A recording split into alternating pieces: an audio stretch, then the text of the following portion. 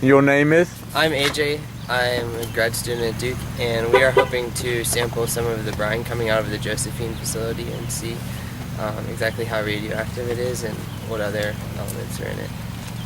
And you are? I'm Nancy. I'm also a student at Duke University, and like AJ said, we're trying to see the radioactivity that's a result from this brine disposal, and if there's a legacy of this radioactivity that's built up over the years of continuous disposal into the river. Do you have any specific isotopes that you're particularly concerned with wanting to detect? Yeah, so radium-228 and radium-226 are big ones, and then also lead-210, which is one of the daughter products. All right. Are you concerned about the polonium as well? I believe there's certain issues being brought up on those. Right, so polonium is a daughter product of lead-210 that's really, really toxic, and so if we see lead-210, that's an indicator that we may also have very high polonium we should be concerned with. And you're taking the samples, are you going to be predominantly doing radiochemical, or are you going to be doing high purity germanium gamma as well? Or high purity germanium gamma would be. Okay. Hi, I'm Emma from Dartmouth College. I'm an undergraduate. We're looking to see if there's a difference in macroinvertebrate life downstream from the effluent pipe versus upstream, to see if there's any impact of the disposal on the stream health. And here's the leader of the gang, the one with the coffee. Nathaniel Warner, Dartmouth College as well. I'm here assisting Emma with the benthic macroinvertebrates. Oh, that's Emma's assistant. Okay, all right. Emma, you have a very, very good assistant. Yeah, treat him well, okay? Okay, thanks. Bring it. Okay, we're here at Sailor Park in Pennsylvania. We're going to do some field testing on Shale wastewater deposit downstream from the Pennsylvania Brine Treatment Facility.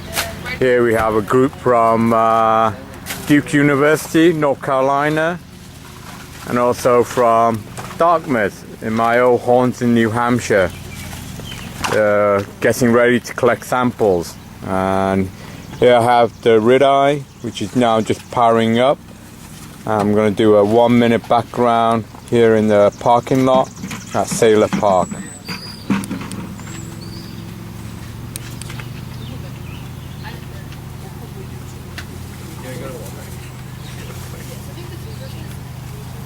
After background, I'm going to do some scan of the sediment that they collected yesterday at another facility nearby.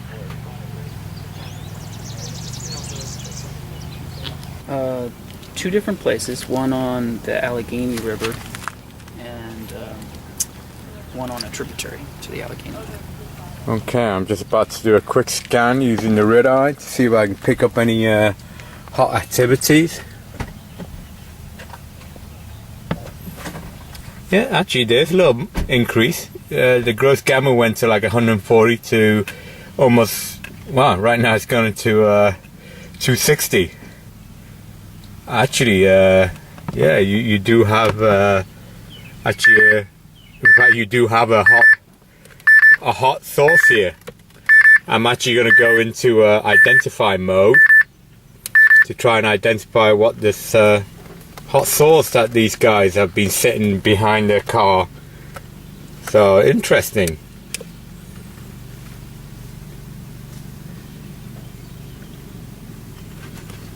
I'm just doing a quick 1-minute scan. Yeah, it's detecting radium-226. Yeah, it's definitely radium-226 in this source, and all its daughter products like bismuth-214 and lead-214. But definitely this is quite a high radium-226 level. It would be interesting to put it inside the lead shield and quantify it. But from this outside scan, this is already a pretty hot source that they've collected.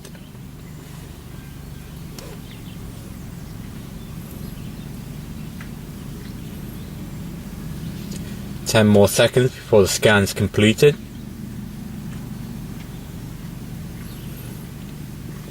There may be possibility of barium-133, but there's quite mixed samples here, but definitely detected radium-226 from these samples here. And maybe if I get a chance later on, I can do a little quantification, try and quantify what the amount of radium-226. But definitely you have hot samples there, folks. Congrats! I don't know whether I should be congratulating you or not on that. Okay, so the Pennsylvania brine treatment facility is somewhere up there in the woods, a few miles up, and now we're heading upstream to collect some samples.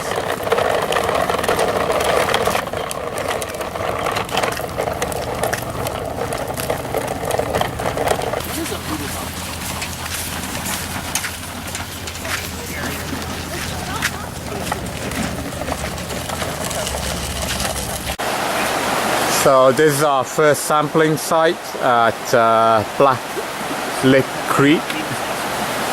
So we're going to collect some sediment. And just above us is the bridge that we just crossed over. I just turned the red eye on, so just going through his auto cal right now. And then I'll do a quick survey, and if I find any hot spot, I'll collect some samples of my own.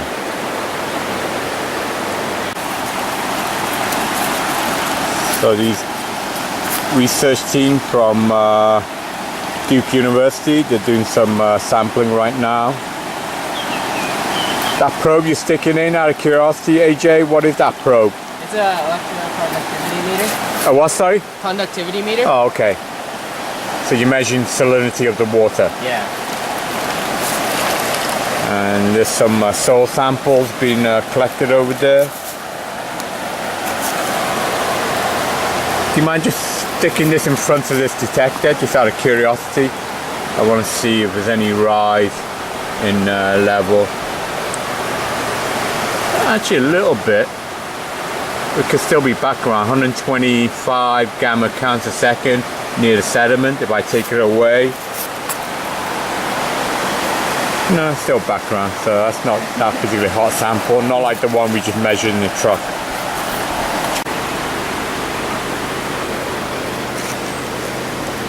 Okay, I'm measuring a level at where the current is low and sediment is likely to collect. Reading was about 120 with normal background.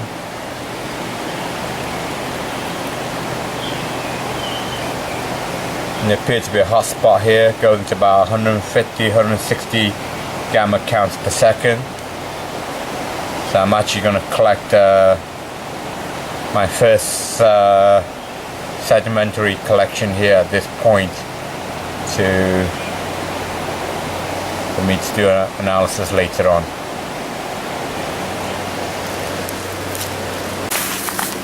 Alright, here's where I earlier found the hot spot. So I'm going to use this half-liter Mallet beaker to scoop up some of the samples here. This will be sample number 1. Okay, this is my first sample, which is collected by that rock where I detected a hot spot. Okay, we're at our second location, which is all this used surface mining facility. There's a water creek here, and actually the background level is already going up. It was 120 gammas, is already shooting up to 160, 170. It's actually quite a hot spot here. So this is all, what is it again, Nat? Can you just tell me? It's an old strip mine, acid mine drainage, this whole section here. Partially reclaimed, but you still see some water reaching through here. Well, there's actually a pretty high level of activity here. I'm actually going to put the red eye 150 gammas here. Okay, we're at the discharge pipe location, and I'm going to walk down towards discharge pipe. Red eye reading background level around 130 gamma counts per second, around 6 micrograms per hour background level. I'm going to walk down this trail now towards the pipe region, and I'll see if I notice any change in activity as I walk along. So just walking down this path, it's already creeping up to 150 already. So the activity is increasing quite noticeably.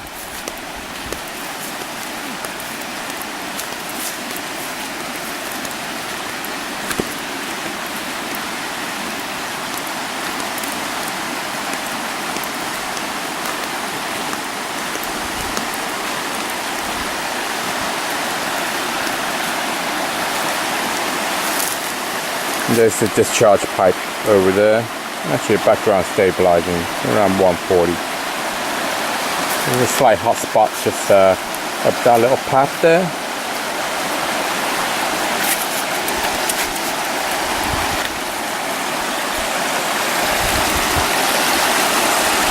Now it's got really high.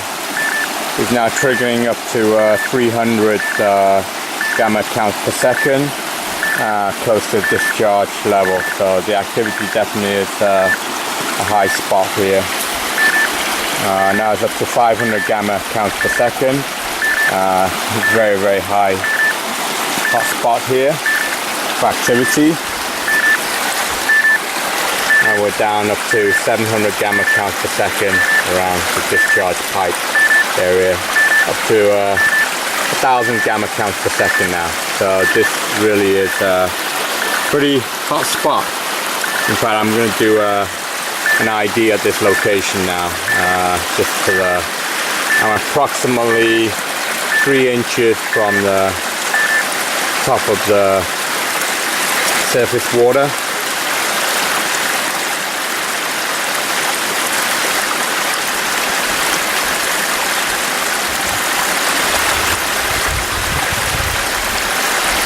Alright, appears to be indicating radiant 226. Yeah, it's finding it. So this is quite a intense spot we have here.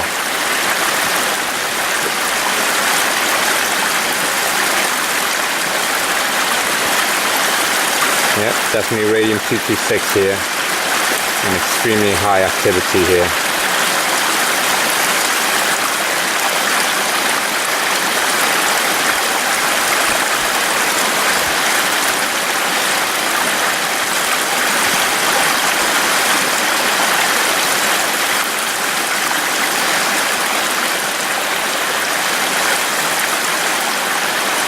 Okay, identify radium 226. As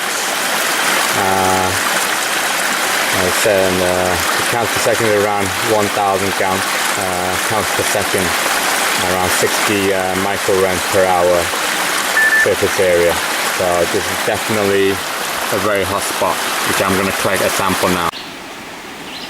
Okay, I'm going to do a quick analysis on the sample 4 and 5, which were the brine water and the soil sediment I collected near the discharge pipe. I'm going to do a quick background now that I'm back on the trail. The gamma counts background here, just on top of the trail, is around 120 gamma counts per second, just under 5 micrograms per hour. I'm just going to do a standard 1 minute background. So I have sample number 4, which is the soil sample I collected directly off the discharge pipe. And now I'm going to do a 1 minute identification, which will be spectra 49. And the controller is reading a gamma dose rate of around 240 gamma count per second. The earlier background was around 110, 120. And the dose rate of this sample is just over 15 micrograms per hour. So I'm about to do a 1 minute identification now without a shield. And I'm going to repeat the analysis test with this brine water, which I collected in this half-liter ml beaker. This is sample number 5, which will become spectra number 50 when I do the identification. And the gamma count is actually not that much more above background, around 120 gamma, just below 5 micrograms per hour. So it's saying the discharge water is actually contains minimal radium, at least the levels that can be quantified and unshielded. But anyway, I'm going to do an identification of this brine water. Okay, I found myself a snake on the trail. I'm not sure what type of snake it is, whether it's poisonous or not. I'm not going to get too close to it.